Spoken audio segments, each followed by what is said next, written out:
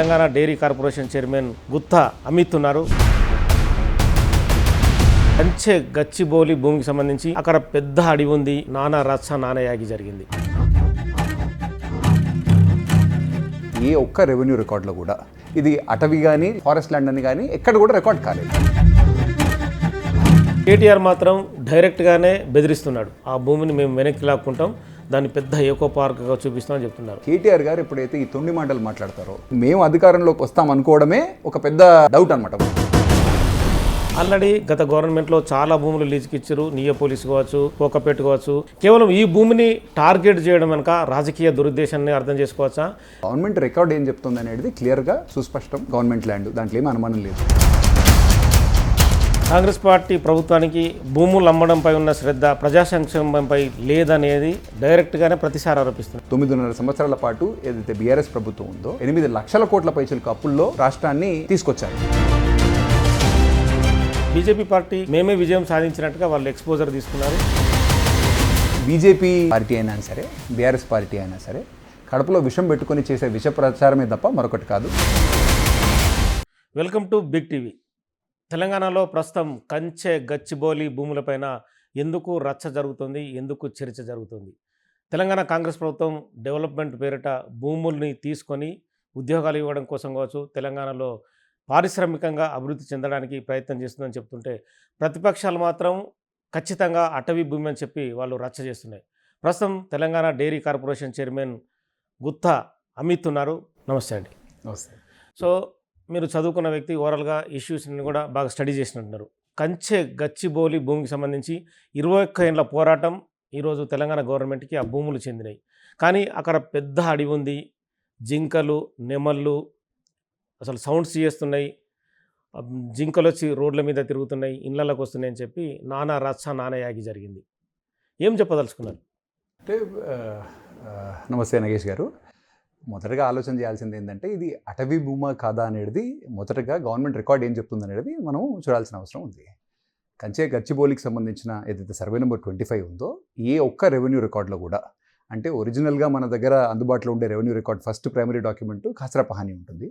కాసరా పహానీలో కూడా ఇది కంచె పురంబోక్ సర్కారీ అనే కింద కేటగరైజ్ అయింది. ఎక్కడ కూడా ఫారెస్ట్ డిపార్ట్మెంట్కి సంబంధించిన రికార్డ్స్ మీరు కూడా చూసినట్టయితే అక్కడ కూడా ఇక్కడ కూడా ఇది అటవీ కానీ లేకపోతే ఫారెస్ట్ ల్యాండ్ అని కానీ ఎక్కడ కూడా రికార్డ్ కాలేదు. సో రెవెన్యూ రికార్డ్స్ ప్రకారం చూసినట్టయితే ఇందులో అసలు అటవీ భూమి లేదు అనేది చాలా సుస్పష్టం. సో దాని గురించి అసలు సెకండ్ థాట్ కూడా పెట్టుకోవాల్సిన అవసరం లేదు.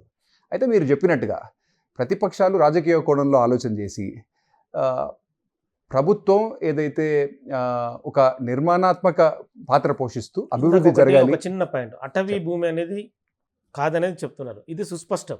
కానీ 2003లో కూడా అప్పటి చంద్రబాబు నాయుడు ప్రభుత్వం బిల్లిరావుకి ఐఎంజీ కంపెనీకి కేటాయింపులు జరిపింది. తదుపరి 2004లో రాజశేఖర రెడ్డి ప్రభుత్వం వచ్చిన తర్వాత వాళ్ళు సరిగా చేయడం లేదని చెప్పి ఆర్డినెన్స్ తీసుకొచ్చారు, మంత్రిమండలి సమావేశం. తదుపరి ఆ భూములు వెనక్కి తీసుకోవడానికి ముందుకెళ్లారు. కానీ ఈ పాయింట్ ఆఫ్ వ్యూలో కాంగ్రెస్ పార్టీ ఎందుకు ఎక్స్పోజ్ చేయలేకపోతుంది?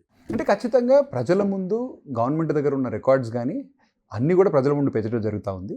అయితే మీరు కూడా ఒకసారి ఆలోచన చేయండి. మీరు అన్నట్టే 21 సంవత్సరాల పాటు ప్రభుత్వం ఏ పార్టీ అధికారంలో ఉన్నా ప్రభుత్వం మటుకు ఇది ఖచ్చితంగా ప్రభుత్వానికి సంబంధించిన భూమి అనే బేసిస్ మీదనే 2006 సంవత్సరంలో ఎప్పుడైతే రాజశేఖర రెడ్డి గారు యాక్ట్ ఒకటి తీసుకొచ్చి ఐఎంజీకి సంబంధించిన సేల్ డీడ్ ఏదైతే జరిగిందో, ఏదైతే వాళ్ళకు ల్యాండ్ అలాట్ అయిందో ఆ సేల్ డీడ్ని క్యాన్సిల్ చేసి ఇది ప్రభుత్వం టేక్ ఓవర్ చేయడం జరిగింది.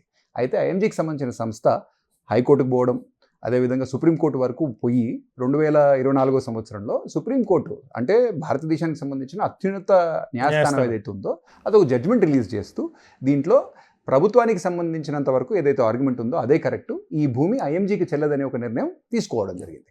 సో ఇది ప్రభుత్వ భూమి అనేది విస్పష్టం. ఇక్కడ కూడా ప్రజలకు కానీ లేకపోతే యూనివర్సిటీ ఆఫ్ హైదరాబాద్కి సంబంధించిన ఏదైతే గవర్నింగ్ కౌన్సిల్ ఉందో లేకపోతే వాళ్ళ హైయర్ సీనియర్ మేనేజ్మెంట్ ఉందో అందరికీ కూడా సుస్పష్టం ఇది ప్రభుత్వ భూమి 100%, దాంట్లో ఏం డౌట్ లేదు. అదేవిధంగా రెవెన్యూ రికార్డ్స్ ప్రకారం చూసినా, ఏ విధమైన రికార్డ్స్ ప్రకారం చూసినా ఇది అటవీ భూమి కూడా కాదనేది కూడా సుస్పష్టం. సో అక్కడ వరకు అబ్సల్యూట్ క్లారిటీ, ఇది ప్రభుత్వ భూమి, అటవీ భూమి కాదు, అంతవరకు క్లియర్. సో ఇప్పుడు ఇవన్నీ చెప్పదలుచుకున్నారు. కానీ కేటీఆర్ మాత్రం డైరెక్ట్గానే బెదిరిస్తున్నాడు. ఈ భూమి ఎవరికి ఈ గవర్నమెంట్ ఇచ్చినా కూడా వాళ్ళు తదుపరి బాధపడకూడదు, తదుపరి ఇబ్బంది పడకూడదు, ఆ భూమిని మేము వెనక్కి లాక్కుంటాం, దాన్ని పెద్ద ఎకో పార్క్గా చూపిస్తామని చెప్తున్నారు. ఆల్రెడీ గత గవర్నమెంట్లో చాలా భూములు లీజుకి ఇచ్చారు. నియోపోలిస్ కావచ్చు, హైదరాబాద్ చుట్టుపక్కల విలువైన భూముల్ని, కోకపేట కావచ్చు, 100 కోట్లకు వేలం వేసిన పరిస్థితి. కేవలం ఈ భూమిని టార్గెట్ చేయడం వెనుక రాజకీయ దురుద్దేశాన్ని అర్థం చేసుకోవచ్చా? లేదంటే కాంగ్రెస్ పార్టీ దాన్ని సరిగా హ్యాండిల్ చేయడంలో విఫలమైందనుకోవచ్చా? దీంట్లో కాంగ్రెస్ పార్టీకి సంబంధించిన విఫలవడం అనేది ప్రభుత్వం. పూర్తిగా అది పూర్తిగా ఇదండి. ఎందుకంటే మీరు ఆలోచన చేస్తే కేటీఆర్ గారు ఒక భవిష్యత్ తరం నాయకుడిగా ఆయన ప్రొజెక్ట్ అయ్యే ప్రయత్నం చేసుకుంటా ఉన్నారు. చదువుకున్నవాడు, విదేశాల్లో చదువుకున్నాడు, ఒక 10 సంవత్సరాలు తెలంగాణ రాష్ట్ర ప్రభుత్వంలో ఒక కీలకమైన మున్సిపల్ శాఖ మంత్రులుగా కూడా ఆయన పనిచేయడం జరిగింది. ఆయనకి తెలియని విషయం కాదు. ఎందుకంటే గవర్నమెంట్ రికార్డ్ ఏం చెప్తుంది అనేది క్లియర్గా సుస్పష్టం. గవర్నమెంట్ ల్యాండ్, దాంట్లో ఏమీ అనుమానం లేదు. 2, దీంట్లో ఏదో ఫారెస్ట్ ల్యాండ్ ఉందని, ఒకవేళ ఇది మేము ఈ భూమి కనుక ఒకవేళ ఈ ప్రభుత్వం కాంగ్రెస్ పార్టీకి సంబంధించిన ప్రజాప్రభుత్వం ఒకవేళ ఎవరన్నా దీన్ని ఆక్షన్లో కొన్నా, ప్రభుత్వం దీన్ని ఆక్షన్ చేసినా భవిష్యత్తులో మళ్ళీ మేమే అధికారంలోకి వస్తాము. పొలిటికల్ అంటా ఉన్నారు మేమే అధికారంలోకి వస్తామని. గుంజుకుంటామన్నాడు కూడా. అదే ఇప్పుడు మేము అధికారంలోకి వస్తాం అనుకోవడమే ఒక పెద్ద డౌట్ అనమాట, ఒక సందేహాస్పదం అది.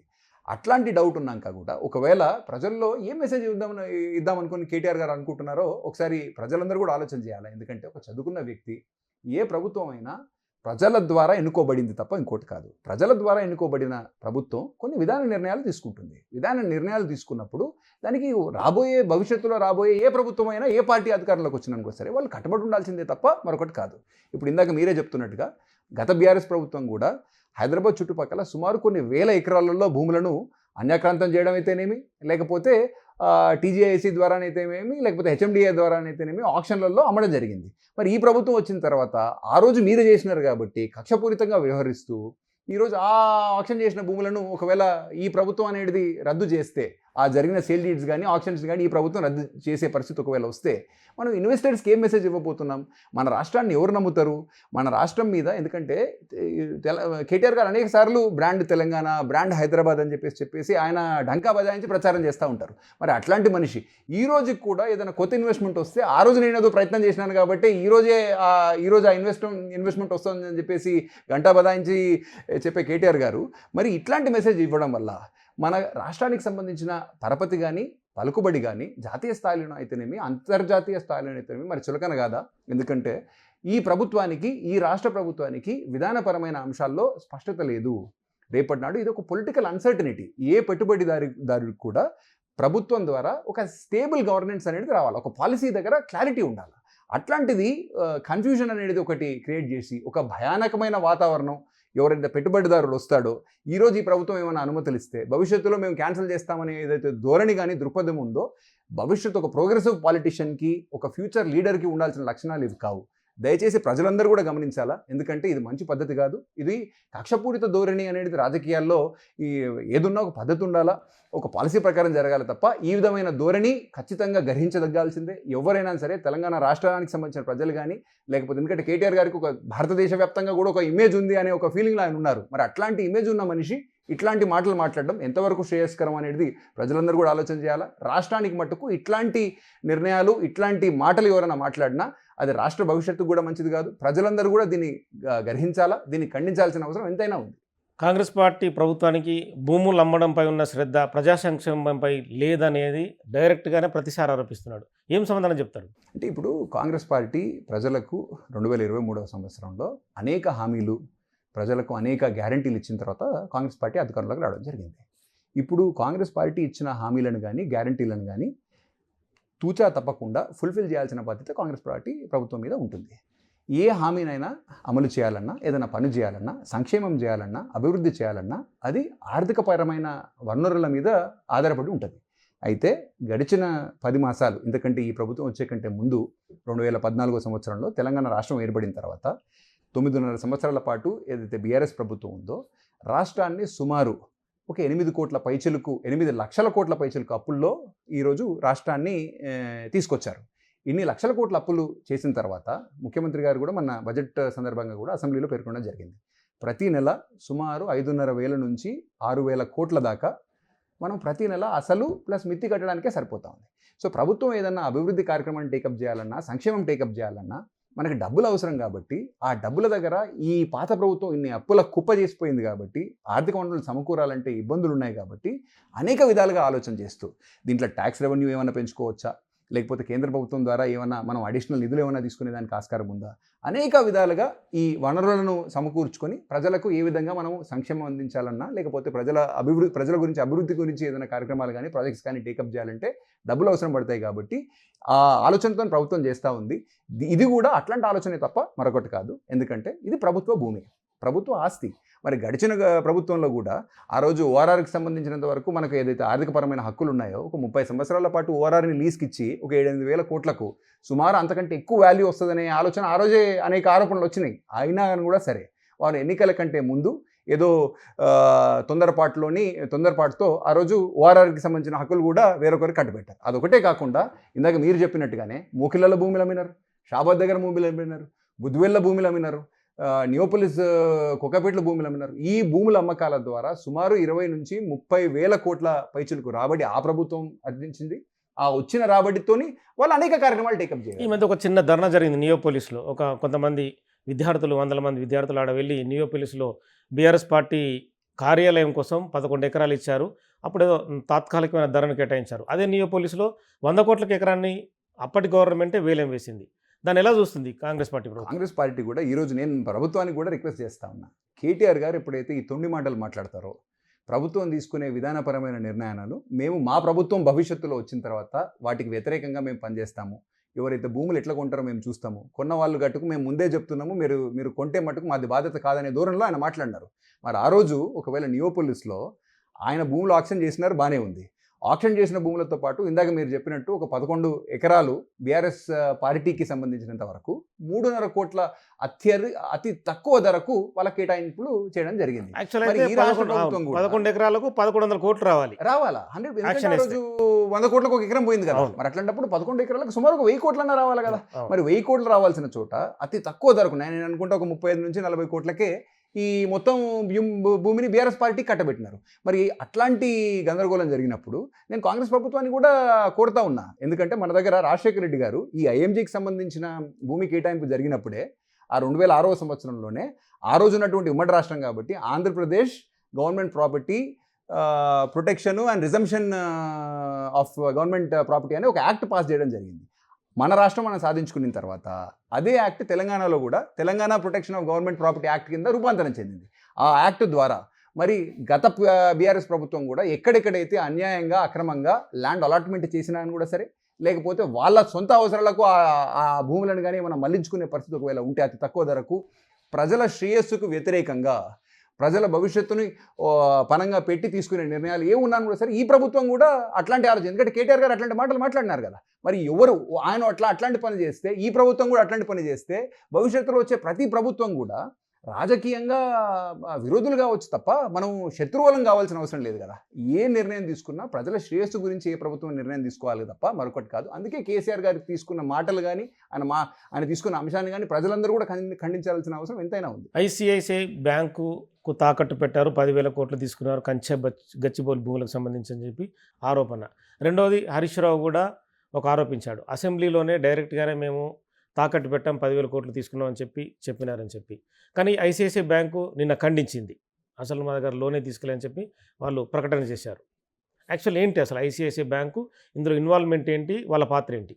అసలు దీంట్లో ఒక పొరపాటు జరుగుతుంది, ప్రజలందరూ కూడా తెలుసుకోవాల్సిన అవసరం ఉంది. ఇది ఐసిఐసిఐ బ్యాంక్ ఇచ్చిన లోన్ కాదు, ఇది ప్రభుత్వ భూమి తెలంగాణ ఇండస్ట్రియల్ ఇన్ఫ్రాస్ట్రక్చర్ కార్పొరేషన్ టీజీఐఐసికి ప్రభుత్వం ఈ భూమి డెవలప్మెంట్ గురించి సాఫ్ట్వేర్ అంటే ఐటీతో పాటు మిక్స్డ్ యూజ్ డెవలప్మెంట్ కోసం అని చెప్పేసి ఒక సుమారు 400 ఎకరాలను టీజీఐఐసికి అలాట్ చేయడం జరిగింది. దానికి సంబంధించిన ఎలియేషన్ కానీ జీవో నెంబర్ 54 అనేది ప్రభుత్వం రిలీజ్ చేయడం జరిగింది. దాని ద్వారా ఈ భూమి మీద హక్కులు టీజీఐఐసికి ఏర్పడ్డాయి.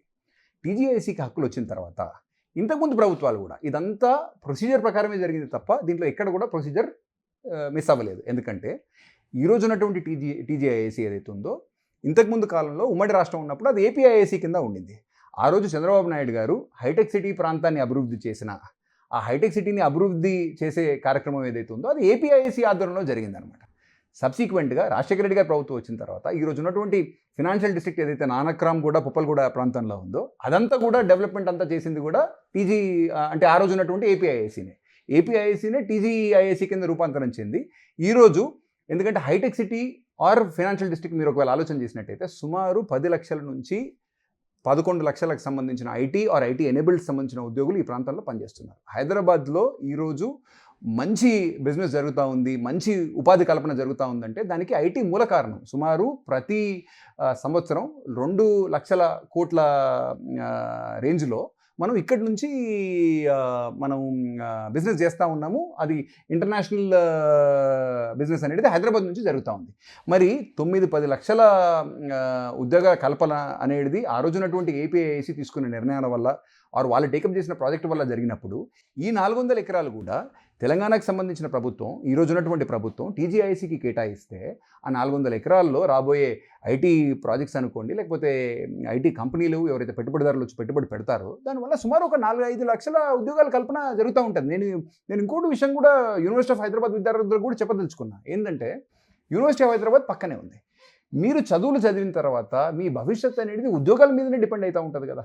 మీ పక్కన యూనివర్సిటీ పక్కన ఒకవేళ మంచి ఐటీ ఎన్వైర్న్మెంట్ లేకపోతే మంచి ఐటీకి సంబంధించిన ప్రాజెక్ట్స్ ఒకవేళ వచ్చినట్టయితే మీకే ఉద్యోగ కల్పన వస్తుంది కదా. మీ భవిష్యత్తును మీరు పనంగా పెట్టి ఎవరో ఏదో చెప్పుడు మాటలు విని ఎవరో రాజకీయ కోణంలో దురుద్దేశాలు ఒకవేళ ఆపాదిస్తూ మిమ్మల్ని రెచ్చగొడితే మీరు రెచ్చిపోయి దయచేసి మీ భవిష్యత్తును మీరు పనంగా పెట్టకూడదని చెప్పేసి వాళ్ళందరినీ కూడా నేను ప్రత్యేకంగా కోరుతా ఉన్నా. అయితే టీజీఐఐసీ ఇంతకుముందు ఏదైతే ప్రాజెక్ట్స్, ఎందుకంటే టీజీఐఐసీ 100% ప్రొసీజర్ ప్రకారమే ఫాలో అవుతుంది. ఇది ప్రభుత్వ రంగ సంస్థ, దీంట్లో ఏం ప్రైవేట్కి సంబంధించిన ఇదేం లేదు. 9.5 సంవత్సరాల పాటు బీఆర్ఎస్ పార్టీ అధికారంలో ఉన్నప్పుడు కూడా టీజీఐఐసీకి ఆ రోజునటువంటి ప్రభుత్వం అనేక చోట్ల భూములు అప్పగించడం జరిగింది. ఆ భూములన్నింటినీ కూడా టీజీఐఐసీ డెవలప్ చేసి ఇప్పుడు మీకు సుల్తాన్పల్లిలో ఉన్నటువంటి మెడికల్ డివైస్ పార్క్ తీసుకున్నా, లేకపోతే షాబాద్ హైదరాబాద్ దగ్గర ఉన్నటువంటి ఏదైతే వెల్స్మన్కి సంబంధించిన ఇండస్ట్రియల్ కారిడార్ ఉందో దాన్ని డెవలప్ చేసినా, లేకపోతే మీకు మోకిలలో భూమి ఆక్షన్ చేసినా, లేకపోతే ఎక్కడ భూములకు సంబంధించిన డెవలప్మెంట్ జరిగినా అని కూడా సరే, ఇండస్ట్రీ పర్పస్ కోసం కానీ అనేదా దేని గురించి అయినా కూడా సరే, లేకపోతే మనకు నియోపోలిస్ డెవలప్మెంట్ అయినా కూడా సరే, అన్నీ కూడా ఇదర్ హెచ్ఎండిఏ లేకపోతే టీజీఐసీ ఆధ్వర్యంలో జరిగినాయి. కాబట్టి ప్రభుత్వ రంగ సంస్థలకు భూమి అలాట్ చేయడం అనేది ప్రొసీజర్ ప్రకారమే జరుగుతుంది తప్ప మరొకటి కాదు. ఆ సంస్థలు డెవలప్ చేసే కోణంలో ప్రభుత్వ అవసరాల గురించో అన్యదా ఒకవేళ లోన్ టేకప్ చేస్తే అది ప్రభుత్వానికే చెందు తప్ప కేటీఆర్ గారు చెప్తున్నట్టుగా దీంట్లో ఏదో కుంభకోణం ఉంది, లంబకోణం ఉంది అనేది ఏదైతే మాటలు ఉన్నాయో పూర్తిగా అవాస్తవాలు. కడుపులో విషం పెట్టుకొని ఈ ప్రభుత్వం ప్రజలకు శ్రేయస్సు చేయకూడదు, ఈ ప్రభుత్వం ద్వారా ప్రజలకు అభివృద్ధి కానీ సంక్షేమ ఫలాలు కానీ అందకూడదనే ఒక దురాలోచన తోటి కేటీఆర్ గారు ప్రభుత్వం మీద ఈ ఆరోపణలు చేస్తూ ఈ విద్యార్థులను రెచ్చగొడుతూ పర్యావరణాన్ని కానీ లేకపోతే అటవీ ప్రాంతం అనే సాకుని చూపుతూ ఈ ప్రభుత్వం తీసుకోబోయే డెవలప్మెంట్ యాక్టివిటీస్ని ఆపే ప్రయత్నం చేస్తున్నారు. దీనివల్ల ఉద్యోగాలు కోల్పోయే పరిస్థితి వస్తుంది. ఈ భూముల అమ్మకాల వల్ల ఒకవేళ నిజంగానే వాస్తవంగా ఒకవేళ 10,000 కోట్లు వచ్చినా, 20,000 కోట్లు వచ్చినా, 25,000 కోట్లు వచ్చినా, ఎన్ని వచ్చినా ఆ డబ్బులన్నీ ప్రజల శ్రేయస్సు గురించో సంక్షేమం గురించో అభివృద్ధి చెందాల్సిన ప్రాజెక్టుల గురించో ఖర్చు అవుతాయి తప్ప అవేవీ జరగకూడదు. ప్రభుత్వానికి ప్రజలకు సంక్షేమ ఫలాలు అందకూడదనే ఒక ఆలోచనతోటి ప్రభుత్వానికి చెడ్డ పేరు రావాలనే ఒక దురాలోచనతోనే కేటీఆర్ గారు ఇది చేస్తూ ఉన్నారు. కాబట్టి దయచేసి ప్రజలందరూ కూడా ఈ విషయాన్ని గ్రహించి ప్రభుత్వాన్ని, ఎందుకంటే ఈ నిర్ణయాల వల్ల యువకులకు ఉద్యోగ కల్పన, ప్రజలకు శ్రేయస్సు సంక్షేమం అభివృద్ధి జరుగుతుంది. కాబట్టి దీంట్లో అన్ని విధాలుగా లాభమే తప్ప ఎక్కడ కూడా నష్టం లేదు. కాబట్టి ప్రజలు కూడా ఈ విషయాలను గుర్తించి కేటీఆర్ గారి మీద కానీ బీఆర్ఎస్ పార్టీ మీద కానీ ప్రెషర్ పెట్టాలి. ఎందుకంటే అభివృద్ధికి నిరోధకులుగా మారుతూ ఉన్నారు వాళ్ళు. రాష్ట్ర వ్యాప్తంగా ఇంటర్నేషనల్లో కూడా అంతర్జాతీయ స్థాయిలో తెలంగాణ రాష్ట్రానికి ఉన్నటువంటి పరపతిని కానీ లేకపోతే మనకున్న గౌరవాన్ని కానీ తగ్గించే ప్రయత్నం చేస్తున్నారు. కాబట్టి దయచేసి ప్రజలందరూ కూడా ఈ వాస్తవాన్ని గ్రహించి ప్రభుత్వానికి మద్దతు తెలపాల్సిన అవసరం ఎంతైనా ఉంది. కేటీఆర్ ఒక మాట చెప్పాడు, మేము గవర్నమెంట్లోకి వస్తే ఆ భూమిని అంతా స్వాధీనం చేసుకొని ఏకో పార్కుగా అభివృద్ధి చేస్తాం, ఆ భూమే కాకుండా మిగతా భూమిని కూడా కొంత అందులో కలిపి చేస్తామన్నారు. కాంగ్రెస్ పార్టీ ప్రభుత్వం కూడా సేమ్ ఏకో పార్కు ఆలోచనలే వెళ్ళినట్టుగా ఉంది. అంటే కొంత భయపడినట్టేనా, లేకుంటే అదర్ ఇష్యూస్ ఏమన్నా అందులో ఇన్వాల్వ్మెంట్ అయి ఉన్నాయా? ఇది విధానపరమైన నిర్ణయం. ఈ భూమి ప్రభుత్వానికి సంబంధించిన భూమి. ఈ భూమి మీద అనేక ఆరోపణలు రావడం జరిగింది. భూమి ఖచ్చితంగా యూనివర్సిటీ ఆఫ్ హైదరాబాద్ భూమి కాదు, దీంట్లో అటవీ భూమి లేదు అనేది ప్రభుత్వ వాదన. అయితే అనేక విధాలుగా బీఆర్ఎస్ పార్టీ అయితేనేమి, బీజేపీ అయితేనేమి కొన్ని అవాస్తవాలను, కొన్ని ఫేక్ న్యూస్ని సోషల్ మీడియాలో విశ్వవ్యాప్తం చేసినారు. ఎందుకంటే లేని వన్యప్రాణులు ఉన్నట్టుగా, లేకపోతే వాటిని ఏదో మనం బాధ పెడుతున్నట్టుగా, లేని చెట్లను కొట్టేసినట్టుగా, అసలు ఈ ప్రాంతంలోనే రెయిన్ ఫారెస్ట్ ఉంది అంటే అతి థిక్ జంగల్ ఈ ప్రాంతంలో ఉంది, హైదరాబాద్లోనే ఉంది అన్నట్టుగా చిట్టడి అది చిట్టడి కూడా కాదు. నేను ఏమంటానంటే ఆ రకమైన exposure ఎవరైనా వచ్చింది. సరే నేనైనా సరే మనకు ఒక వ్యవసాయ భూమి ఉందనుకుంది, పట్ట భూమి ఉంది, అవును, కొంత వదిలేస్తే నీళ్ళు లేకనో దాని లేకనో మనం కొన్ని రోజులు పడవ పెట్టినాం అనుకోండి, న్యాచురల్గా 2 సంవత్సరాల్లో 3 సంవత్సరాల్లో వర్షాలకో దానికో దీనికో కొన్ని పొదలు మొలుస్తాయి, లేకపోతే కొన్ని వీడ్సో అవో ఇవో చిన్న తుప్పలో గిప్పలో దాంట్లో మొలుస్తాయి. అట్లాంటి వాటిని మనం క్లీన్ చేసుకుంటే అదేదో అడవిని నరికేస్తున్నట్టుగా, వన్యప్రాణులందరినీ మనం ఏదో సమరిస్తున్నట్టుగా వీళ్ళు విషప్రచారాలు చేసి, ఈ మధ్య ఈ ఆర్టిఫిషియల్ ఇంటెలిజెన్స్ ఒకటి వచ్చింది, కృత్రిమ మేధ. ఈ కృత్రిమ మేధ వల్ల, ఈ ఆర్టిఫిషియల్ ఇంటెలిజెన్స్ వల్ల ఏ ఫోటోలు ఉన్నవి లేనట్టుగా, లేకపోతే అవాస్తవాలను ప్రచారం చేసేదానికి మట్టుకు ఇవి బాగా పనికొస్తున్నాయి. వీళ్ళు ఖచ్చితంగా వాళ్ళ బుద్ధికి, ఈ బుద్ధి లేనితనానికి పదును పెట్టి ఈ ఆర్టిఫిషియల్ ఇంటెలిజెన్స్ ద్వారా ఈ కొన్ని జంతువులను కూడా ఈ ఫొటోస్లో మార్ఫింగ్ చేసి ఆ ఫొటోస్ని వైరల్ చేయడం జరిగింది. ఇది వాస్తవాల కింద అనేక సోషల్ మీడియా ఇన్ఫ్లుయెన్సర్స్ కానీ, భారతదేశానికి సంబంధించిన నేషనల్ మీడియా కానీ, లేకపోతే కొందరు సెలబ్రిటీస్ కానీ వీటిని వాస్తవాలుగా నమ్మి వాళ్ళ ఒపీనియన్ దీనికి ఫేవరబుల్గా ఏదో చెప్పడం జరిగింది. ఇది పూర్తిగా విషప్రచారం. బీఆర్ఎస్ పార్టీ కానీ బీజేపీ కానీ చేస్తున్నటువంటి గోబెల్స్ ప్రచారం, దీంట్లో ఎటువంటి వాస్తవాలు లేవు. అయినా కానీ కూడా సరే, ఈ ఇష్యూ ఈరోజు సుప్రీంకోర్టు నోటీస్లో ఉంది, కేంద్ర ప్రభుత్వ నోటీస్లో ఉంది. సుప్రీంకోర్టు కూడా కోర్టుకు సంబంధించిన ఒక రిజిస్ట్రార్ని అపాయింట్ చేస్తూ వాళ్ళ ద్వారా ఒక కమిటీని ఇక్కడ పంపించడం జరిగింది. ఆ కమిటీ అదేవిధంగా కేంద్ర ప్రభుత్వానికి సంబంధించిన ఎన్వైర్న్మెంట్ కమిటీ కూడా ఒకటి వాళ్ళు కూడా ఏర్పాటు చేసి వాళ్ళు కూడా రాష్ట్రానికి పంపించారు. ఈ కమిటీస్ ఏవైతే ఉన్నాయో ఇవి వచ్చి ఇక్కడ అందరూ స్టేక్ హోల్డర్స్ని, అంటే యూనివర్సిటీ విద్యార్థుల దగ్గర నుంచి మొదలు పెడితే రాజకీయ రంగంలో ఉన్నటువంటి అనేక పార్టీలు కానీ, లేకపోతే సామాజిక కార్యకర్తలు అయితేనేమి, పర్యావరణవేత్తలు అయితేనేమి, అనేక స్టేక్ హోల్డర్స్తోని వీళ్ళు మీటింగ్స్ పెట్టి వాళ్ళ రెస్పెక్ట్ ఒపీనియన్స్ తీసుకున్న తర్వాత వాళ్ళు తీసుకునే నిర్ణయం ఎట్లా వస్తుందా అనే దాన్ని బట్టి ప్రభుత్వ నిర్ణయం ఆధారపడి ఉంటుంది. కాకపోతే విధానపరంగా చూసినా, పేపర్ రికార్డ్ ప్రకారం చూసినా ఇది అటవీ భూమి కాదు, ఇది యూనివర్సిటీ ఆఫ్ హైదరాబాద్కి సంబంధించిన భూమి కూడా కాదు. కానీ సుప్రీంకోర్టు పరిధిలో ఉంది కాబట్టి, అత్యున్నత స్థాయి న్యాయస్థానం కాబట్టి, వాళ్ళు తీసుకునే నిర్ణయానికి లేకపోతే వాళ్ళు తీసుకున్న ఏవైతే విధానానికి తగ్గట్టుగా కేంద్ర ప్రభుత్వం కానీ రాష్ట్ర ప్రభుత్వం కానీ కట్టుబడి పనిచేయాల్సి వస్తుంది. కాబట్టి ఆ విధానపరమైన నిర్ణయం వచ్చేంత వరకు మనం వెయిట్ చేయాల్సిందే తప్ప, అప్పటి వరకు ఏ స్పెక్యులేషన్ ఉన్నా కూడా సరే, ఎకో పార్క్గా వాళ్ళు మారుస్తా అన్నా, లేకపోతే ఎకో పార్క్గా మారుద్దామని చెప్పేసి ఏ విధమైన స్పెక్యులేషన్ ఎవరు చేసినా కూడా సరే, అది పూర్తిగా ఊహాజనితమే అయితే తప్ప దాంట్లో మరొకటి అయితే కాదు. హైదరాబాద్ సెంట్రల్ యూనివర్సిటీ 21 ఏళ్ల పాటు ఆ భూమి మాది కాదని చెప్పి ఎప్పుడు చెప్పలేదు.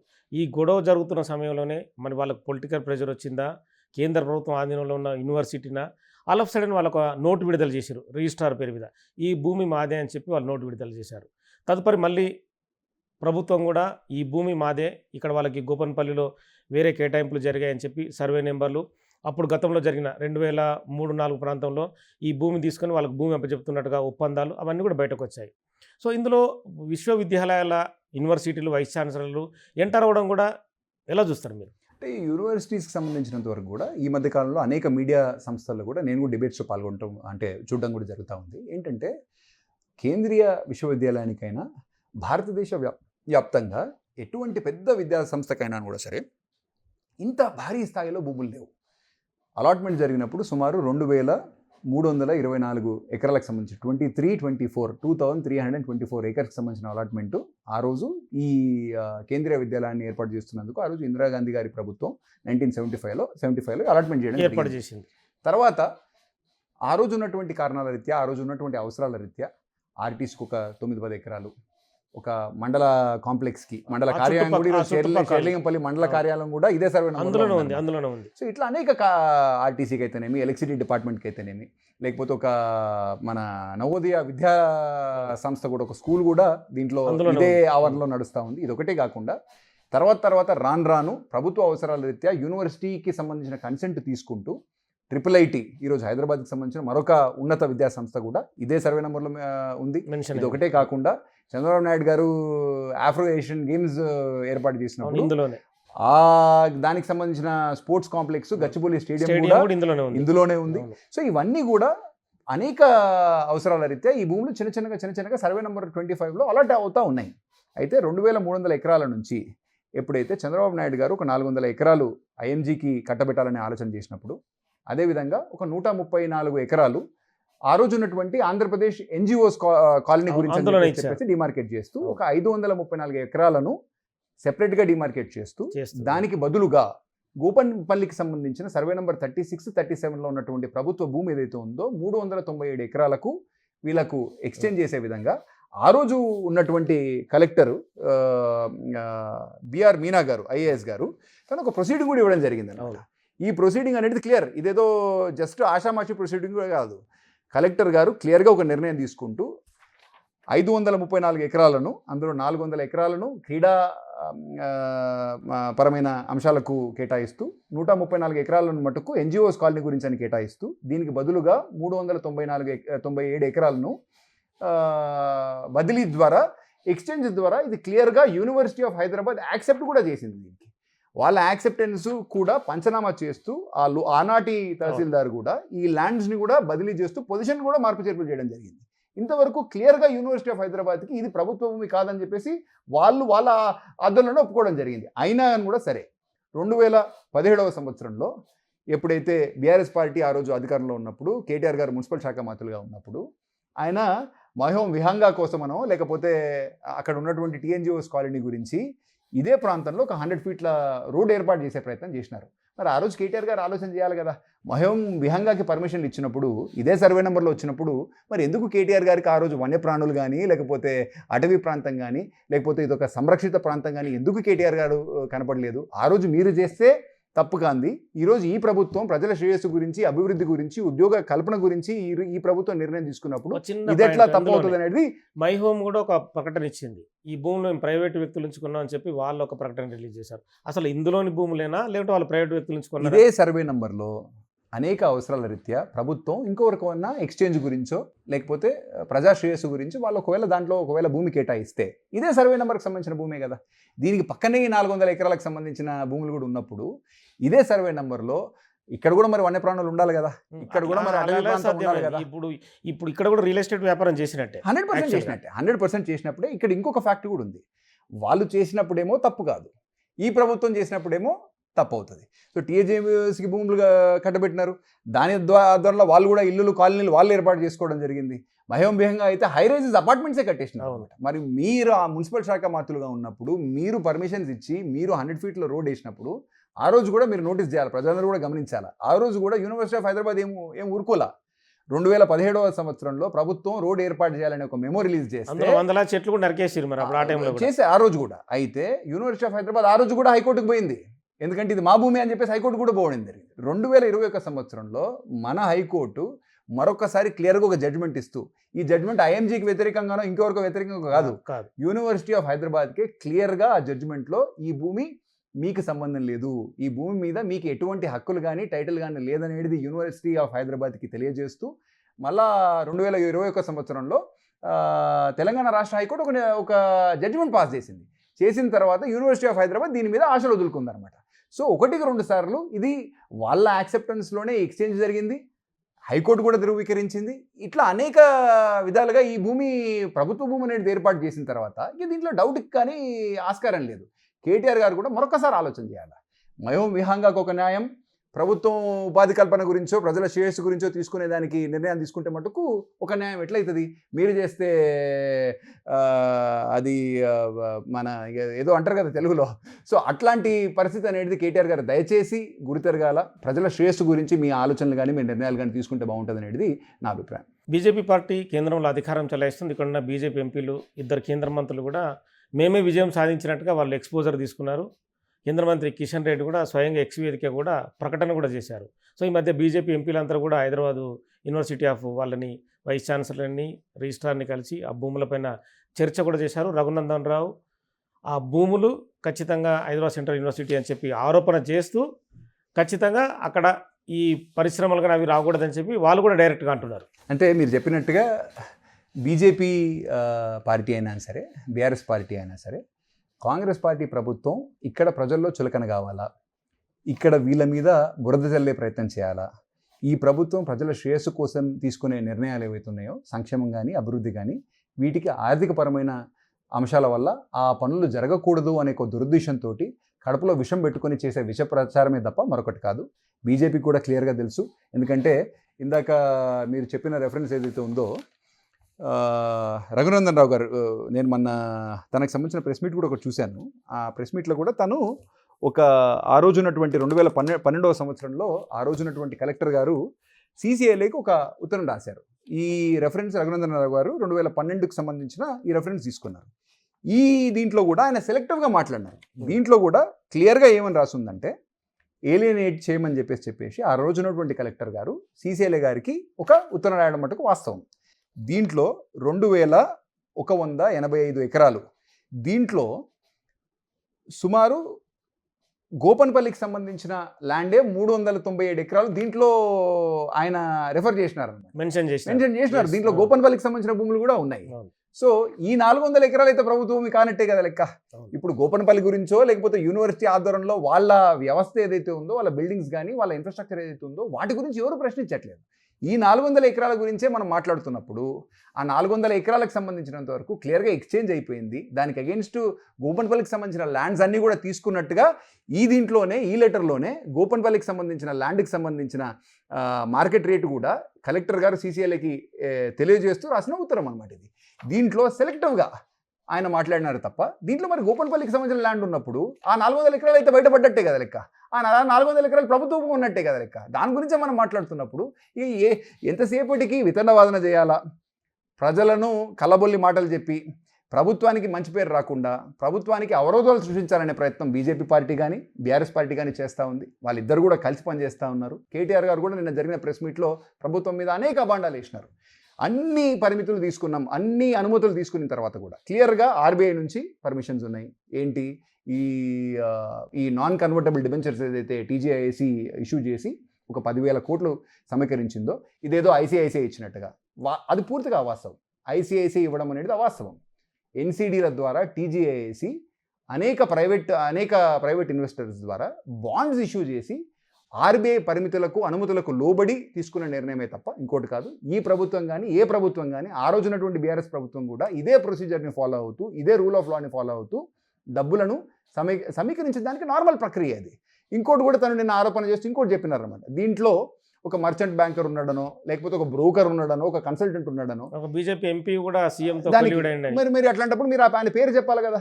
ఆయన పేరు చెప్పకుండా మీరు దాచిపెడుతున్నప్పుడు కావాలనే ఏదో బట్టగాల్చి మీదేయాలనే ఆలోచన చేస్తున్నారు తప్ప ఇందులో ఖచ్చితంగా బీఆర్ఎస్, ఎందుకంటే ప్రభుత్వాన్ని ఇబ్బంది పెట్టాలా, ప్రజలలో ప్రభుత్వానికి చెడ్డ పేరు రావాలనే ఆలోచనతో వాళ్ళిద్దరు కలిసి పనిచేస్తున్నారు. వాళ్ళిద్దరు కూడా జంట పక్షులే. ఆత్మ ఒకళ్ళదైతే శరీరం ఒకళ్ళది. సో వాళ్ళిద్దరు కూడా కలిసే పనిచేస్తున్నారు, బీజేపీ కానీ బీఆర్ఎస్ పార్టీ కానీ. కాబట్టి దయచేసి ప్రజలందరూ కూడా ఈ వాస్తవాలను గ్రహించాలా. అదేవిధంగా కేటీఆర్ గారు అనేక ఆరోపణలు చేసినారు. ఇప్పుడు ఎవరైతే ఆ బ్రోకర్ అన్నారో ఆ కన్సల్టెంట్ అన్నారో దానికి కూడా ఒక ప్రొసీజర్ ఉంది. జూన్ 2024లోనే ప్రభుత్వం మళ్ళీ వాళ్ళకున్న రెగ్యులర్ టెండర్ సిస్టమ్ ద్వారానే దానికి సంబంధించినంత వరకు ఒక టెండర్ నోటిఫికేషన్ రిలీజ్ చేసి ఇది జూన్ 23, 2024 ఈ టెండర్ నోటిఫికేషన్ ద్వారానే selection of advisor cum merchant banker, ఇది ఆనాటి ప్రభుత్వం చేసినా ఈనాటి ప్రభుత్వం చేసినా స్టాండర్డ్ ప్రొసీజర్ ప్రకారమే చేసింది తప్ప ఇంకోటి కాదు. ఎట్లా సెలెక్ట్ చేసినారు, ఏదో 100 కోట్లు 170 కోట్లు ఏదో పక్కదారి మళ్ళింది అనేది ఏదైతే ఉందో ఇది ప్రభుత్వం ఒక టెండర్ ద్వారా ఒక అడ్వైజర్నో లేకపోతే ఒక మర్చెంట్ బ్యాంకర్నో ఏర్పాటు చేసుకొని, ఎందుకంటే 10,000 కోట్ల ఇప్పుడు ప్రజలందరూ కూడా అర్థం చేసుకోవాలి. మనం ఒక 1 కోటి రూపాయలకు సంబంధించినంత వరకు ఒక హోమ్ లోను ఒక కన్సల్టెంట్ ద్వారానో ఒక ఏజెంట్ ద్వారానో మనం ఒకవేళ పోయినప్పుడు దానికి ఆ కన్సల్టెంట్ అనేది ఒక 1% ఎంతో ఫీజు అయితే ఛార్జ్ చేస్తాడు కదా. అట్లాంటి 1% ఫీజు ఛార్జ్ చేసినా దాన్ని టెండర్ ద్వారానే ఈ టెండర్ అనేది ద్వారానే దాని సెలెక్షన్ జరిగింది. కాబట్టి అన్ని వాస్తవాలు ప్రజల ముందు ఒక పద్ధతి ప్రకారం జరిగినాయి తప్ప ఉట్టిగానే బట్టగాల్చి మీదేసే ప్రయత్నం చేసినారు తప్ప మరొకటి అయితే కాదు. ఆర్బీఐకి సంబంధించినంత వరకు అన్ని పరిమితులకు లోబడి దీంట్లో కూడా ప్రజలందరూ కూడా ఆలోచన చేయాలి. ఈ బాండ్స్ కూడా రాష్ట్ర ప్రభుత్వం తన ఫినాన్స్ డిపార్ట్మెంట్ ద్వారా ఆర్బీఐకి అన్ని విషయాలను తెలియజేస్తూ ప్రభుత్వం కూడా పూచీకత్తు, ఎందుకంటే టీజీఐఏసీ 100% ఓన్డ్ బై ప్రభుత్వ రంగ సంస్థ అది. సో ప్రభుత్వం కూడా దీనికి పూచీకత్తునిచ్చింది. ఈ పూచీ ద్వారానే ఆర్బీఐ ఈ బీకన్ ట్రస్టీషిప్ అనే ఒక ప్రొవైడర్ ద్వారా ఒక ఆర్గనైజర్ ద్వారా ఈ బాండ్లను అమ్మడం, ఆ బాండ్లను అనేక సంస్థలు సుమారు కేటీఆర్ గారో ఇంకెవరో హరీష్ రావు గారో చెప్పినట్టు ఒక ఐసీఐసీఐ కాదు, ఐసీఐసీకి ఈ బాండ్స్తో సంబంధమే లేదు. సుమారు ఒక 37 పైచిలుకు ఇన్వెస్టర్స్ ఆర్ ప్రైవేట్ కంపెనీస్, దీంట్లో బహుశా నేను అనుకుంటా కొన్ని అంతర్జాతీయ సంస్థలు కూడా ఉండొచ్చు. Morgan Stanley Asia, Morgan Stanley India, Nippon India private limited, ఇట్లా అనేక సంస్థలు, చాలా పేరు ఉన్నటువంటి సంస్థలు జాతీయ స్థాయిలో మన రాష్ట్రానికి ఉన్న పరపతి దృష్ట్యా మనకు ఈ బాండ్లను కొని మనకు ఈ డబ్బులు సంక్రమించడం జరిగింది. ఆ డబ్బులు కూడా మనం ఏం చేసినాము అని అంటే లాస్ట్ ఇయర్కి సంబంధించిన డబ్బులు ఈ ప్రభుత్వానికి ఎప్పుడైతే టీజీఐసి ద్వారా మనకి డబ్బులు అందినాయో లాస్ట్ ఇయర్కి సంబంధించినంత వరకు కేటీఆర్ గారు కూడా ప్రజలందరూ కూడా ఆలోచన చేయాలి. ఏం జరిగింది? సుమారు 20,000 కోట్ల పైచిలుకు రైతు రుణమాఫీ చేసినాం. లాస్ట్ ఇయర్ అధికారంలోకి రాగానే పార్లమెంట్ ఎలక్షన్స్ కంటే ముందే సుమారు ఒక 7,000 కోట్ల పైచిలుకు పాత ప్రభుత్వం బకాయి పెట్టిపోయిన రైతు బంధుకు సంబంధించిన డబ్బులు రిలీజ్ చేసినాం. ఇవి రెండు అవసరాలలోనే సుమారు 27,000 కోట్లకు పైచిలుకు డబ్బులు మనం ప్రజా అవసరాల రీత్యా ప్రజా సంక్షేమం రీత్యా రైతుల సంక్షేమం దృష్ట్యా మనం ఖర్చు పెట్టినాం కదా. ఇది ఒకటే కాకుండా ఆ టైంలో అంటే వానాకాలానికి సంబంధించిన పంట మనం వచ్చినప్పుడు సన్న రకం ధాన్యం పండిన వాళ్ళకు రైతులకు అందరికీ సుమారు 1,500-1,600 కోట్ల పైచిలుకు బోనస్ రిలీజ్ చేయడం జరిగింది. అంటే ఒక 29,000 కోట్ల పైచిలుకు ఖర్చు ఏదైతే ఉందో పోయిన సంవత్సరం ఈ ప్రభుత్వం ఖర్చు పెట్టినప్పుడు ఎక్కడి నుంచో ఈ డబ్బులు రావాలి కదా. ప్రజల మీద మరి కేటీఆర్ గారు ఏమంటారు?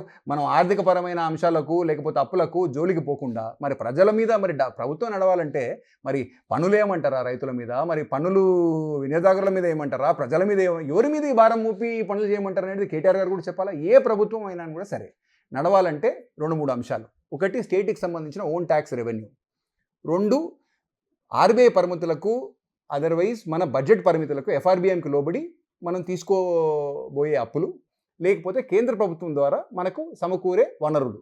కేంద్ర ప్రభుత్వం కూడా 14th ఫైనాన్స్ కమిషన్ నుంచి మొదలు పెడితే మన రాష్ట్రం మనం సాధించుకున్న తర్వాత ఆ రోజు 2.4% మనకు ఓవరాల్గా ట్యాక్స్ డివల్యూషన్ మనకు వచ్చేది. దాన్ని 15th ఫైనాన్స్ కమిషన్ వచ్చే వరకు 2.1% తగ్గించినారు. అంటే ఒక 5-6 సంవత్సరాల్లో ప్రతి సంవత్సరం సుమారు 10,000 కోట్ల మన అంచనాలు కేంద్ర ప్రభుత్వం నుంచి మనకు రావాల్సిన డబ్బులు ఏవైతే ఉన్నాయో కేంద్ర ప్రభుత్వం అంతమందం కోత పెడతా ఉందన్నమాట మనకు కూడా.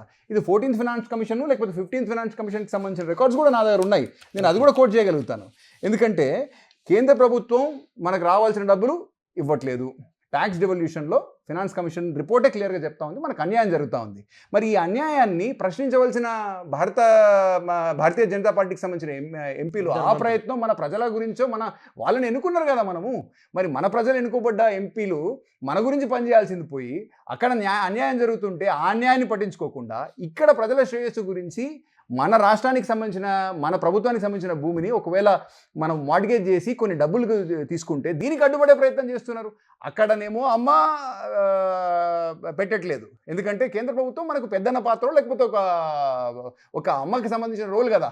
నువ్వు అమ్మ పెట్టట్లేదు, ఇటు అడక తినివ్వట్లేదు అనే పరిస్థితి తీసుకొచ్చే ప్రయత్నం బీజేపీ వాళ్ళు చేస్తూ ఉన్నారు. సో దయచేసి ప్రజలందరూ కూడా దీంట్లో బీజేపీకి సంబంధించిన ఏదైతే 2 నాలుకల ధోరణి ఉందో దాన్ని కూడా ఆలోచన చేయాలి.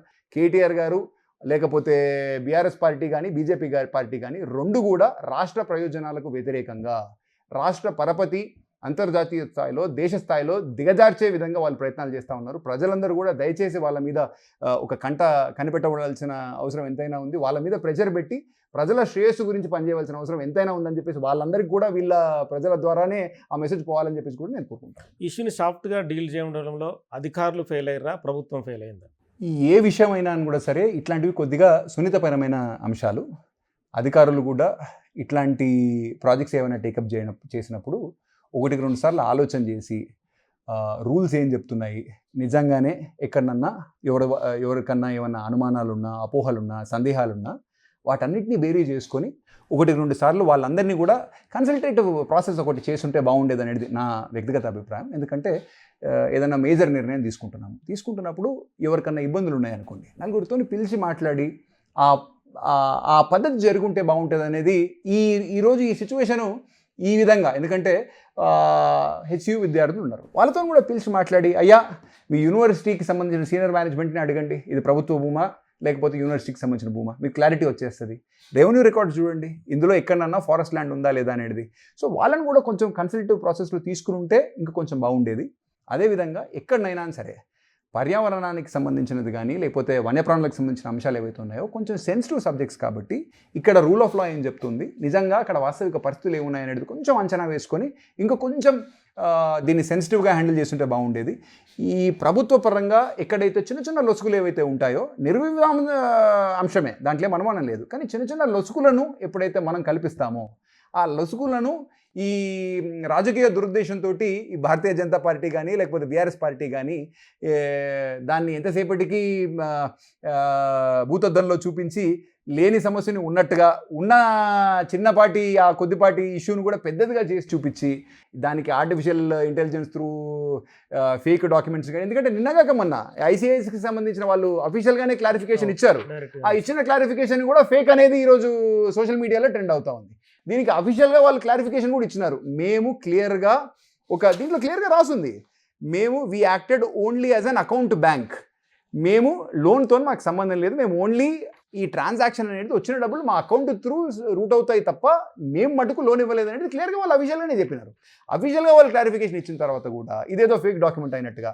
అదేవిధంగా యూనివర్సిటీకి సంబంధించినంత వరకు అక్కడ ప్రభుత్వానికి సంబంధించిన ఏదైతే భూమి ఉందో దాంట్లో ప్రభుత్వం కొన్ని పనులు చేసినప్పుడు ఆ రోజు ఇబ్బంది పడని రోడ్ వేస్తున్నప్పుడు ఎవరు ఇబ్బంది పెట్టలా. ఎందుకంటే ఆ రోజు కూడా ఒకవేళ కాంగ్రెస్ పార్టీ ఆ రోజు ప్రతిపక్షంలో ఉంది, ఒకవేళ ఆ రోజు ఇబ్బంది గురి చేస్తుంటే, ఒకవేళ కాంగ్రెస్ పార్టీ ఆ రోజు నియోపోలిస్కో కోకాపేటకు పోయి ఈ ఆక్షన్ ఎట్లా జరుగుతుంది, ఈ ఆక్షన్ జరగకూడదు, ఇక్కడ ఆక్షన్ జరిగితే మటుకు భవిష్యత్తులో మేము అధికారులు వచ్చినప్పుడు ఈ ల్యాండ్స్ అన్నీ మేము కూడా మీ అలాట్మెంట్స్ క్యాన్సిల్ చేస్తామని చెప్పేసి ఆ రోజు ఒకవేళ కాంగ్రెస్ పార్టీ ఒకవేళ అట్లాంటి నిర్ణయం తీసుకుని ఉంటే అసలు ఆక్షన్లు జరిగేవా? ఆ రోజు వచ్చే డబ్బులు ప్రజా సంక్షేమం గురించి ఆ రోజు ఆ పార్టీ ఖర్చు పెట్టేదా, ఆ ప్రభుత్వం ఖర్చు పెట్టేదా? ఎందుకంటే చిన్నపాటి షార్ట్ టర్మ్ థింకింగ్. ఎందుకంటే కేటీఆర్ గారు చదువుకున్న వ్యక్తి, ఎడ్యుకేటెడ్, రేపటి నాడు భవిష్యత్తులో ఒక ప్రోగ్రెసివ్ లీడరు, నేను ఒక డెవలప్మెంట్ లీడర్ అనే ఒక ఆలోచనతో ఆయన పనిచేస్తున్నప్పుడు దయచేసి ఇట్లాంటి ఇష్యూస్ని కొద్దిగా సెన్సిటివ్గా హ్యాండిల్ చేస్తే బాగుంటుంది. ఒక మంచి మెసేజ్, ఎందుకంటే మన తెలంగాణ రాష్ట్రం అనేది ఆంధ్ర రాష్ట్రం లాగానో లేకపోతే వేరే తమిళనాడు కైండ్ ఆఫ్ పాలిటిక్స్ మన దగ్గర లేవు. ప్రత్యర్థి పార్టీలకి లేకపోతే రెండు కాంగ్రెస్ పార్టీకైనా సరే బీఆర్ఎస్ పార్టీకైనా సరే అనుబంధాలు, సంబంధాలు, లేకపోతే బంధుత్వాలు, మిత్రుత్వాలు ఇట్లాంటివి ఉన్ని మంచి వాతావరణం ఉంది మన దగ్గర, మన రాష్ట్రంలో. ఇట్లాంటి పరిస్థితులలో మీకేదో అభద్ర భావం కేటీఆర్ గారికి ఉంది. నేను రాజకీయంగా ఎదగాలంటే ఈ పార్టీకి చెడ్డ పేరు రావాలా, అందుకే కాంగ్రెస్ పార్టీ మీద లేని అభాండాలను సృష్టిస్తూ ఉన్నారు, ప్రజలను కూడా మభ్యపెట్టే ప్రయత్నం చేస్తూ ఉన్నారు. కేటీఆర్ గారు దయచేసి ఈ అభద్రతాభావం నుంచి బయటకు వచ్చి ప్రతిపక్ష పాత్రలో నిర్మాణాత్మక ధోరణి ఒక రోల్ ఆయన ప్లే చేస్తే ప్రజలు కూడా హర్షిస్తారు. ఈరోజు ఉన్నటువంటి పరిస్థితులలో ఆయనకి తన సలహాదారులు కానీ లేకపోతే ఆయనకు ఆ ఫీడ్బ్యాక్ వస్తుందో లేదో నాకైతే తెలియదు, కానీ ఆయన చేస్తున్నటువంటి అలిగేషన్స్కి ప్రజలలో మంచి ఫీడ్బ్యాక్ రావట్లేదు. ఎందుకంటే ఒక మంచి ఇష్యూ టేకప్ చేయండి, ఒక నిర్మాణాత్మక పాత్ర పోషించండి, మంచి సలహాలు, సూచనలు, లేకపోతే మీకు ఏమైనా అపోహలు కానీ అనుమానాలు కానీ ఉంటే ప్రభుత్వంతో చర్చించండి. బీఆర్ఎస్కి సంబంధించిన నాయకులేమో, అధినాయకత్వం ఏమో, కేసీఆర్ గారేమో అసెంబ్లీకి కూడా రావట్లా. అంటే ప్రజలతోటి పేదల సమస్యల మీద అవగాహన కల్పించుకునేదానికి కానీ లేకపోతే ప్రభుత్వానికి కొన్ని సలహాలు, సూచనలు ఆయనకున్న అనుభవం రీత్యా చేసే ఓపిక, పేషెన్స్ తనకి లేదు.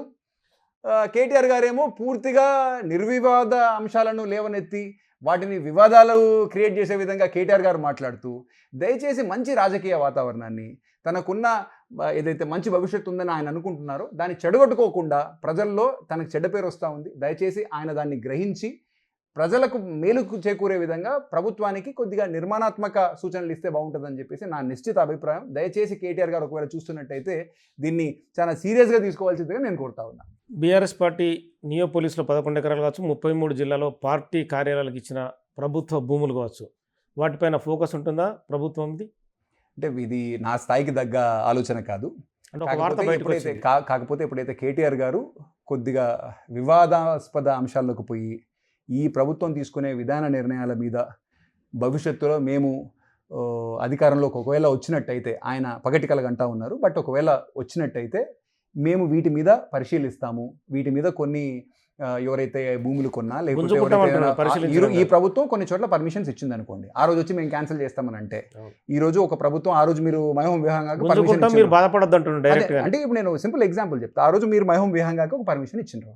ఈ ప్రభుత్వం వచ్చిన తర్వాత ఆ పర్మిషన్స్ ఇక్కడ ఏదో వనయా ప్రాణులు ఉన్నాయి, ఇక్కడ ఒక అటవీ ప్రాంతం ఉంది, మీరు చెట్లకు పర్మిషన్లు తీసుకున్నారా లేదా, ఆ పర్మిషన్లు తప్పని చెప్పేసి ఆ బిల్డింగ్ని కూల్చేస్తా అన్నా, దాని పర్మిషన్స్ క్యాన్సిల్ చేస్తా అన్నా మీరు అది న్యాయబద్ధంగా ఉంటుందా, ప్రజలు హర్షిస్తారా లేదా అనేది దాంట్లో కొనుగోలుదారులు కానీ లేకపోతే భూమి ఓనర్లు అయితేనేమి, ఫ్లాట్ల కొనుగోలుదారులు కానీ వాళ్ళ పరిస్థితి ఏం కావాలా? అట్లనే కేటీఆర్ గారు కూడా ఒకసారి ఆలోచన చేయాలి. మీరు ఈరోజు మీరు చెప్పిన మాటనే ఒకవేళ కాంగ్రెస్ ప్రభుత్వం కూడా అదే మాట మీద మీరు ఇంతకుముందు చేసిన అలాట్మెంట్స్ కానీ, మీ సొంత పార్టీకి చేసిన కోకాపేటలో 11 ఎకరాలు కానీ లేకపోతే అనేక జిల్లా కేంద్రాల్లో మంచి ప్రాంతాల్లో మీరు మీ పార్టీల కోసం అని చెప్పేసి ఏదైతే భూ కేటాయింపులు చేశారో అతి తక్కువ ధరకు, లేకపోతే ధర కూడా లేకుండా ఏదైతే భూ కేటాయింపులు చేశారో వాటన్నిటినీ కూడా ఈ ప్రభుత్వం అనుమతులను క్యాన్సిల్ చేసినా, లేకపోతే ఆ రోజు ఇచ్చిన పర్మిషన్స్ క్యాన్సిల్ చేసేసి మీరు కట్టిన కేంద్రాలన్నీ కూడా కూల్చేసే ప్రయత్నం ఈ ప్రభుత్వం చేసినా ప్రజలు హర్షించరు కదా. సో దయచేసి మాట్లాడే మాట ఒకసారి మాట్లాడిన తర్వాత దాన్ని రిటర్న్ తీసుకోవడం కష్టం, ఎందుకంటే ఒక వాతావరణం చెడిపోతుంది. రాష్ట్రానికి ఉన్న గౌరవం కానీ పరపతి కానీ దయచేసి చులకన చేసే విధంగా కేటీఆర్ గారు ప్రవర్తించకుండా ఉంటే బాగుంటుంది. అదేవిధంగా ఇంకో కోణం కూడా ఇందాక నేను చెప్తా, ఇప్పుడు పర్యావరణం గురించి మాట్లాడుతూ ఉన్నారు. మూసీ అనేది మన హైదరాబాద్ పట్టణానికైతే తెలంగాణ రాష్ట్రానికి కూడా ఇంతకుముందు ఉన్న పరిస్థితి వేరే. ఈరోజు స్వచ్ఛమైన నీటి నుంచి ఈరోజు ఒక విషకూపంగా మారింది. మూసీ రీజువినేషన్ చేయడం ద్వారా ఒక మంచి వాతావరణాన్ని, హైదరాబాద్కి ఒక మంచి భవిష్యత్తు, ఎందుకంటే నా పిల్లలకైనా సరే, కేటీఆర్ గారి పిల్లలకైనా సరే, రాష్ట్ర ప్రజలకైనా సరే, హైదరాబాద్లో మనం అందరం నివాసం ఏర్పాటు చేసుకొని ఇక్కడ ఉంటున్నాం కాబట్టి ఒక మంచి ప్రాజెక్ట్ ఒకవేళ గవర్నమెంట్ చేయదలుచుకుంటే దానికి అడ్డుపడుతూ ఉన్నారు. పర్యావరణానికి హాని కలిగించొద్దు అని చెప్పేసి మాట చెప్పే కేటీఆర్ గారే మరి మూసీ వల్ల పర్యావరణానికి లాభం జరుగుతుందా, మూసీ పునరుద్ధరణ వల్ల లేకపోతే పునర్జీవం వల్ల పర్యావరణానికి మంచిదా కాదా అనేది ఆయన కూడా ఆలోచన చేయాలి కదా. ఇక్కడ సరిగ్గా ఇటువైపు మూసీ గురించి మాట్లాడితేనేమో 2 నాలుకలతోని, ఎందుకంటే అప్పుడేమంటారు ఏదో రియల్ ఎస్టేట్ పడిపోతుందని అదని ఇదని ఏదో మాట్లాడుతూ ఉంటారు. ప్రభుత్వం ఏమో మరి ప్రభుత్వానికి సంబంధించిన భూమి టీజీఐఏసీసీ ద్వారా డెవలప్ చేసి ఉద్యోగ కల్పన చేస్తా అని, లేకపోతే మంచి ఇన్వెస్టర్స్కి ఆ భూములు అలాట్ చేసి వాటి ద్వారా మంచి ప్రాజెక్ట్స్ వచ్చి రియల్ ఎస్టేట్కి కానీ లేకపోతే నిర్మాణ రంగానికి కానీ ఈ 400 ఎకరాలు మంచిగా బెనిఫిట్ చేస్తుంది కదా. ఇక్కడనేమో రియల్ ఎస్టేట్కి వ్యతిరేకంగా పనిచేస్తారు, ఇక్కడనేమో మూసీ ప్రాజెక్ట్ గురించి వచ్చినప్పుడు అక్కడ పర్యావరణానికి వ్యతిరేకంగా పనిచేస్తారు. ఈ 2 నాలుకల ధోరణి ఏదైతే ఉందో కేటీఆర్ గారు దయచేసి ప్రజలందరూ గమనిస్తూ ఉన్నారు. మీరు కూడా 1-2 సార్లు ఏదన్నా ఒక ఇష్యూ టేకప్ చేసే కంటే ముందు ఆలోచన చేసి మాట్లాడితే బాగుంటుందని చెప్పేసి నేను సవివరంగా ఆయనని కోరుతా ఉన్నాను. ఓకే అండి, థ్యాంక్ యూ. సో మొత్తానికైతే కంచె గచ్చిబౌలి భూమికి సంబంధించి ప్రభుత్వం డెవలప్మెంట్ యాక్ట్లోనే ముందుకెళ్తుంది. కోర్టు నిర్ణయాలు ఎలా ఉన్నా కూడా ప్రభుత్వం తీసుకునే నిర్ణయాలు ప్రజా సంక్షేమం దృష్ట్యానే ముందుకెళ్తామని చెప్పి గుత్తా అమిత్ చెప్తున్నారు. ప్రతిపక్ష పార్టీ నేతలు అంటే మాజీ మంత్రి హరీష్ కావచ్చు, కేటీఆర్ కావచ్చు, బీజేపీ ఎంపీలు, 2 కేంద్ర మంత్రులు కావచ్చు, ఎవరైనా సరే తెలంగాణ బ్రాండ్ను పెంచే విధంగానే వాళ్ళు కూడా ప్రభుత్వంతో చర్చలు జరపాలి, సానుకూల ధోరణితో ముందుకెళ్లాలని చెప్పి గుత్తా అమిత్ చెప్తున్న పరిస్థితి. Signing off, keep watching Big TV. For more videos like this, subscribe Big TV channel.